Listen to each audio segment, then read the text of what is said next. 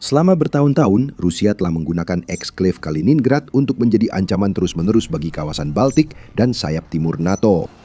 Namun sekarang, sebuah peringatan telah disampaikan. Bermain-main dan kalian akan kehilangan Kaliningrad. Pejabat penting Baltik menyampaikan ke Rusia bahwa NATO punya semua yang diperlukan untuk menghancurkan benteng Kaliningrad. Cengkeraman Putin mulai melemah.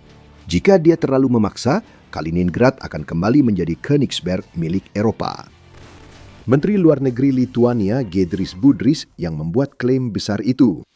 Dalam wawancara 18 Mei, dia mengakui Putin telah melakukan segala yang dia bisa untuk menjadikan Kaliningrad benteng kecil. Pertahanan udara telah dikirim ke eksklaf tersebut, kemungkinan sebagai persiapan untuk serangan udara seperti yang akan dilancarkan NATO terhadapnya. Putin mencoba mengancam sayap timur NATO dengan peluncur rudal dan lainnya di Kaliningrad, namun semuanya sia-sia. Menurut Budrys, kunci NATO adalah menunjukkan pada Putin bahwa aliansi ini bisa menghancurkan Kaliningrad kapan saja. Lalu datanglah pesan itu. NATO mampu, jika perlu, menghancurkan pertahanan udara dan pangkalan rudal Rusia hingga rata dengan tanah. Ini bukanlah sebuah kesombongan, tidak ada keangkuhan dalam pernyataan ini, seperti yang diungkapkan oleh Budrys yang juga mencatat bahwa NATO perlu menanggapi ancaman yang ditimbulkan Rusia di sayap timur dengan jauh lebih serius. Apa yang kita lihat di sini adalah pernyataan fakta yang disampaikan secara lugas oleh seorang pria yang tahu bahwa Rusia memiliki terlalu banyak keuntungan jika membiarkan NATO percaya bahwa Kaliningrad tidak dapat ditembus. Itulah faktanya menurut Budrys, karena dia telah mengancam Putin bahwa Kaliningrad bisa kembali menjadi Königsberg. Tapi benarkah NATO bisa menghancurkan benteng eksklaf Rusia itu sepenuhnya? Jawaban sederhananya adalah ya, dan kami akan menjelaskan alasannya sebentar lagi. Rusia tidak senang dengan Budrys dan gertakannya. Beberapa jam setelah komentar Menteri Luar Negeri Lituania, Putin mengirim juru bicara favoritnya, Dmitry Peskov, untuk menyangkalnya. Seperti biasa bagi Rusia, itu adalah pernyataan yang dibumbui dengan kemunafikan dan semacam kepuasan diri yang aneh yang berusaha menyembunyikan fakta bahwa Rusia sebenarnya lebih khawatir tentang klaim-klaim ini daripada yang mereka tunjukkan. Pernyataan itu hampir gila. Saya rasa itu tidak perlu dianggap serius. Sebaliknya, ini menunjukkan betapa lancangnya para politisi di sana, kata Peskov sebelum menambahkan, politisi yang begitu terang-terangan hampir tidak bisa mengambil tindakan yang dipikirkan dengan matang atau tindakan yang canggih. Ini bagus. Pernyataan ini datang dari juru bicara negara yang menyamakan tindakan canggih dengan melempar daging ke mesin penggiling di Ukraina. Soal kelancangan para politisi, Peskov kerap memperingatkan eskalasi dengan Barat saat muncul dukungan untuk Ukraina. Kembali ke Budrys, Menteri Luar Negeri Lituania menyebut Kaliningrad bermasalah, namun NATO bisa menanganinya. Dia benar soal keduanya. Kaliningrad memang sudah dijadikan benteng oleh Rusia. Ini adalah pekerjaan yang sudah dilakukan sebelum Putin menginvasi Ukraina. CNA, yang merupakan organisasi nirlaba yang menawarkan analisis keamanan nasional, menunjukkan bahwa kekuatan militer Kaliningrad relatif lemah dari tahun 1990-an hingga 2016. Lalu sesuatu berubah. Setelah kampanye awal agresi Rusia terhadap Ukraina, Rusia mulai memperkuat eksklaf tersebut. Penguatan meningkat pada 2021 saat Rusia mengirim Korps Angkatan Darat ke-11 ke Kaliningrad, membuat eksklaf itu memiliki hingga 18.000 pasukan serta rudal, kapal perang, tank, artileri, dan peluncur roket bergerak. Ada juga jet tempur di oblast tersebut, terutama pesawat Su-30, Su-27, dan Su-24 milik Rusia, serta armada Baltik yang memiliki 52 kapal permukaan Rusia secara rutin menempatkan kapal-kapal di eksklaf itu. Putin memang berencana meningkatkan eskalasi di Ukraina, terbukti saat ia melancarkan invasi penuh Rusia pada Februari 2022. Semua yang dia kirim ke eksklaf bertujuan memperkuat Kaliningrad agar bisa jadi ancaman bagi sayap timur NATO sebelum dan sesudah invasi. Idenya adalah merebut Ukraina dengan cepat, menjadikannya wilayah Rusia bersama negara boneka Belarus dan Kaliningrad, sehingga menimbulkan masalah besar bagi NATO. Rencana itu tidak berhasil karena Rusia sangat meremehkan Ukraina. Kaliningrad tetap menjadi benteng kecil, namun Menteri Luar Negeri Lituania menyebut NATO bisa meratakan Kaliningrad dan dia bukan satu-satunya yang berpandangan demikian. Komentar serupa pernah dibuat sebelumnya, hanya saja dengan cara lebih bersemangat. Pada Oktober 2025 lalu, mantan Komandan Jenderal Angkatan Darat Amerika Serikat di Eropa, Ben Hodges, meremehkan pertahanan yang telah dibangun Rusia di Kaliningrad. Jika Rusia menyerang Polandia seperti Ukraina, mereka akan dihancurkan oleh Angkatan Udara dan Kekuatan Darat NATO, kata Hodges, serta menyatakan Kaliningrad akan dieliminasi dalam beberapa jam pertama konflik Rusia-NATO. Bukan hanya eksklave itu yang perlu khawatir. Jika NATO serius, Rusia bisa kehilangan Crimea dan pelabuhan utamanya di Sevastopol dengan cepat, menurut Hodges. Kami akan membahas catatan ini, tetap bersama kami. Beberapa bulan sebelum komentar Hodges, pejabat Amerika Serikat lainnya, Jenderal Christopher Donahue, komandan pasukan Amerika Serikat di Eropa, juga menyatakan hal serupa. Dia mengklaim strategi NATO menghadapi Rusia di front timur jika perang terjadi, termasuk penghancuran cepat Kaliningrad. Donahue menambahkan, sistem yang distandarisasi mulai dikembangkan untuk memperkuat rencana pertahanan regional lama. Ia menegaskan penguasaan udara dan laut di sekitar enclave sangat penting untuk menaklukkannya. Selain itu, Donahue tidak banyak bicara lagi. Dia tidak akan membocorkan rencana NATO. Namun tetap saja, kita tidak bisa menahan diri untuk bertanya, apa rencana NATO jika mereka memutuskan bahwa mereka perlu mengubah Kaliningrad kembali menjadi Königsberg. Kita punya 3 pejabat selama hampir setahun yang menyatakan bahwa Rusia tidak bisa melakukan apapun untuk menghentikan NATO di eksklave itu. Tapi jika memang begitu, lalu apa yang direncanakan NATO? Para pejabat itu mungkin tidak berbicara, tapi kami punya beberapa gambaran tentang seperti apa penghancuran Kaliningrad itu nantinya. Namun sebelum kita membahas itu, ini adalah pengingat singkat bahwa Anda sedang menonton The Military Show. Jika Anda merasa mendapatkan manfaat dari channel ini, jangan lupa untuk berlangganan agar tidak ketinggalan video-video kami.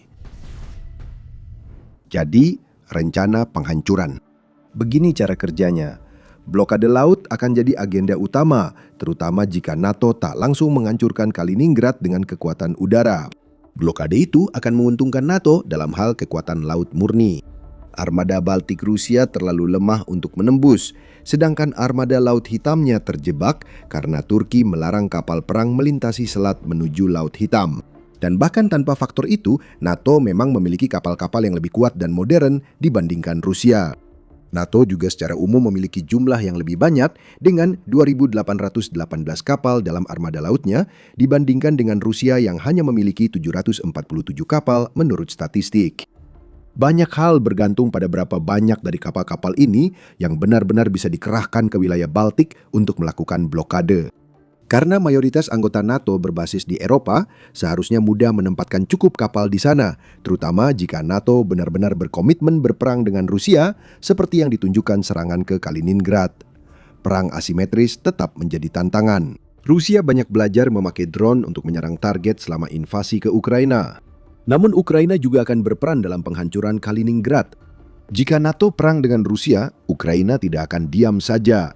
Mereka kemungkinan akan mengirim ahli drone seperti di Teluk untuk membantu Angkatan Laut NATO mengerahkan sistem pencegat melawan drone Shahid Rusia. Ukraina juga akan menyediakan akses ke drone maritimnya seperti Sea Baby yang terbukti efektif menghancurkan kapal Rusia. Sepertiga armada Laut Hitam berhasil dihancurkan drone dan rudal Ukraina membuktikan hal tersebut. Tujuan blokade itu sederhana, mencegah Rusia mengirim pasukan, peralatan, suplai, dan apapun ke Kaliningrad melalui Laut Baltik. Itu akan membuat Rusia hanya memiliki celah Suwalki sebagai satu-satunya pilihan untuk memperkuat Kaliningrad di luar apa yang sudah mereka lakukan di eksklave tersebut.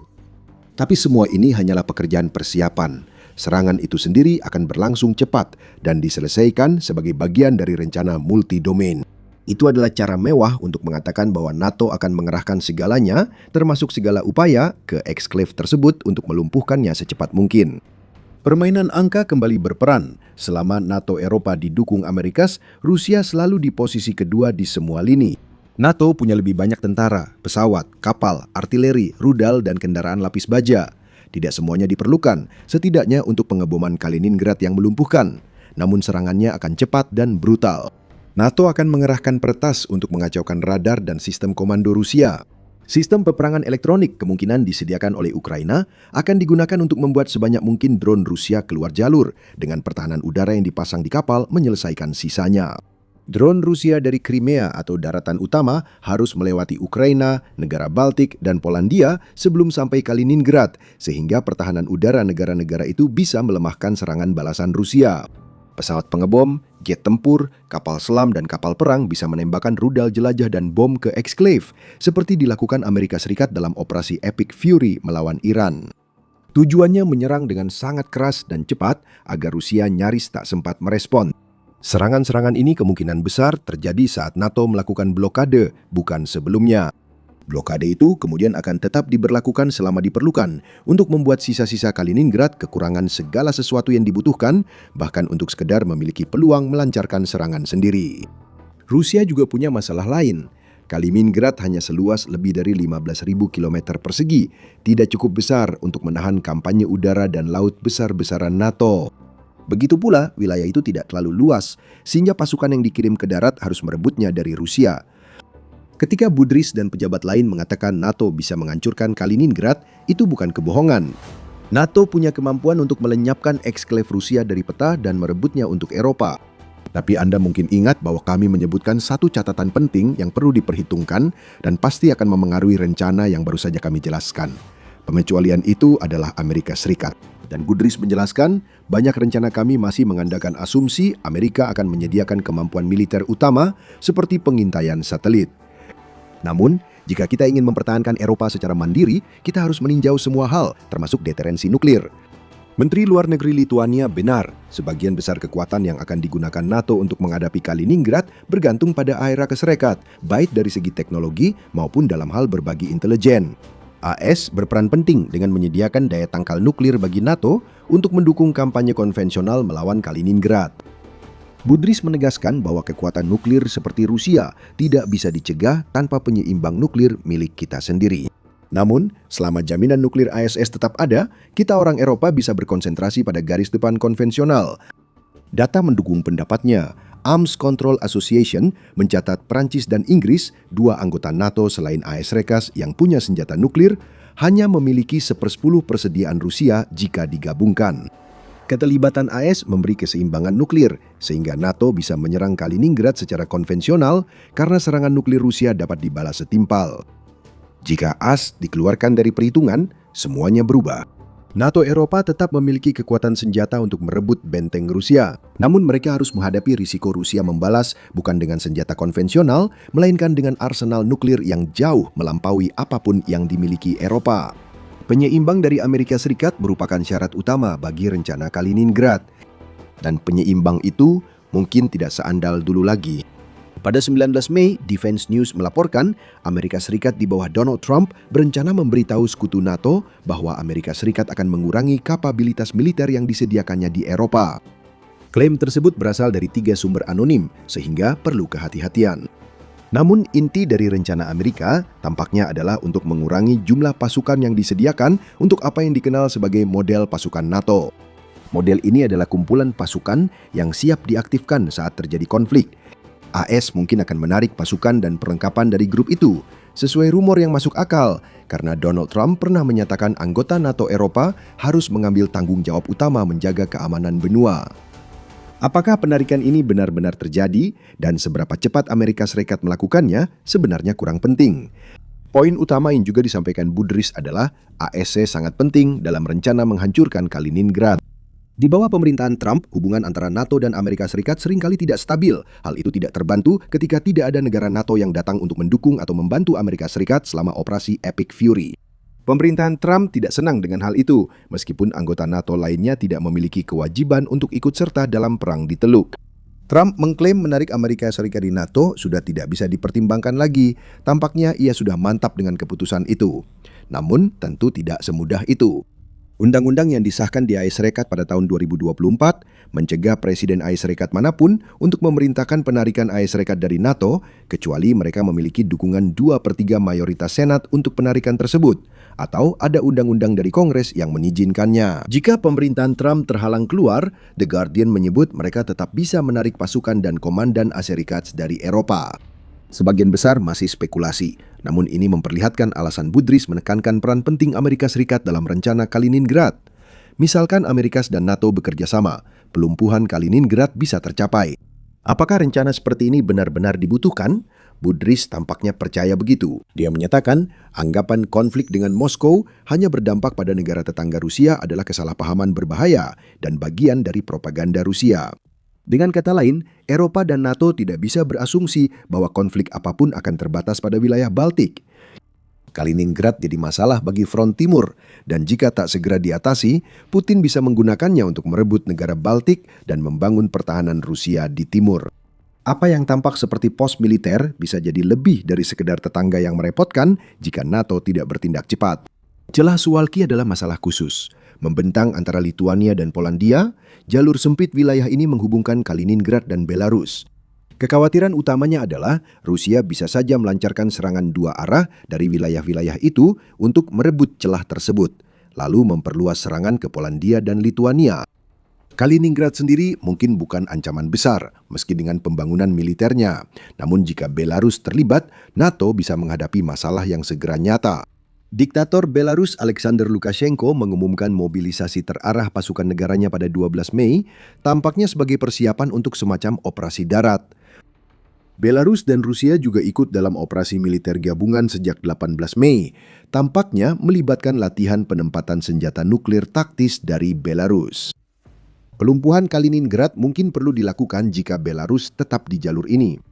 NATO lebih mudah menghadapi Lukashenko jika dia hanya bertempur dari Belarus dibanding jika Belarus dan Rusia merebut Suwalki Gap dan menciptakan front dua arah di sayap timur NATO. Jadi pesan Budrys sangat jelas. Rusia akan segera mengetahui betapa rentannya Kaliningrad jika Putin terus meningkatkan ketegangan. Menariknya, NATO, terutama negara Eropa Timur, bahkan bisa beralasan untuk menghancurkan Kaliningrad. Profesor John Bryson dari Universitas Birmingham, Inggris menyatakan, Kaliningrad adalah anomali dalam geografi Eropa.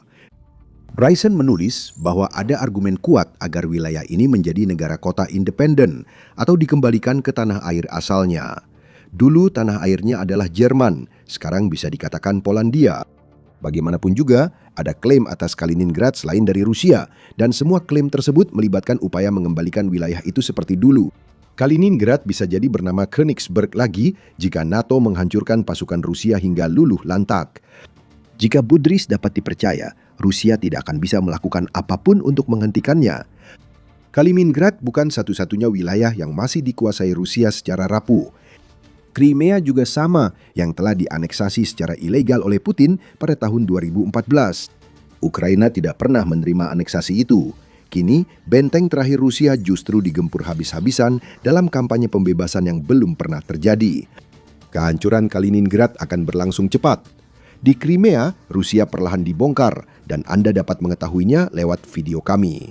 Dan jika Anda menikmati video ini, jangan lupa untuk berlangganan The Military Show agar Anda bisa melihat lebih banyak analisis dari saluran kami. Dan seperti biasa, terima kasih telah menonton.